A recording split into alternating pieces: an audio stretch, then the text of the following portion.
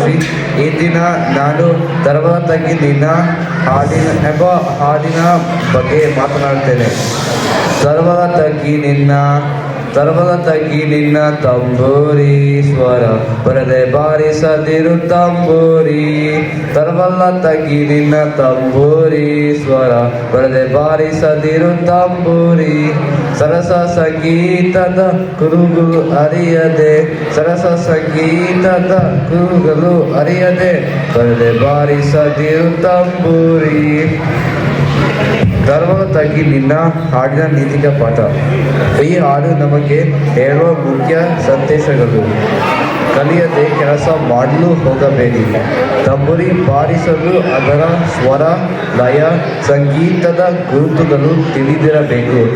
ಅರಿವಿಲ್ಲದೆ ಕೆಲಸ ಮಾಡಿದರೆ ಅದು ತಪ್ಪಾಗುತ್ತದೆ. ಜ್ಞಾನವಿಲ್ಲದೆ ಮಾಡಿದ ಕೆಲಸ ಫಲ ಕೊಡದು.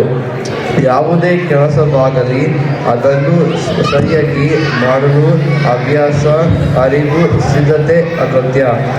ವಿನಯದಿಂದ ಕಲಿಯುವ ಮನಸ್ಸು ಇರಬೇಕು. ತಮಗೆ ಗೊತ್ತಿಲ್ಲ ಎಂದು ಒಪ್ಪಿಕೊಳ್ಳುವುದು ವಿನಯ. ಅದು ಕಲಿಕೆಯ ಮೊದಲ ಹೆಜ್ಜೆ.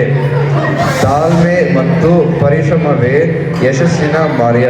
ಸಂಗೀತ ಕಲಿಯಲು ಸಮಯ ಬೇಕು. ಹಾಗೆಯೇ ಜೀವನದಲ್ಲೂ ತಾಳ್ಮೆ, ಪರಿಶ್ರಮ, ನಿರಂತರ ಅಭ್ಯಾಸ ಇದ್ದರೆ ಮಾತ್ರ ಯಶಸ್ಸು ಸಿಗುತ್ತದೆ.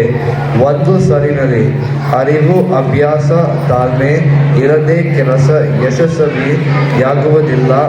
ಕಲಿಯುವ ಮನಸ್ಸೇ ನಿಜವಾದ ಬಲ. ಧನ್ಯವಾದಗಳು.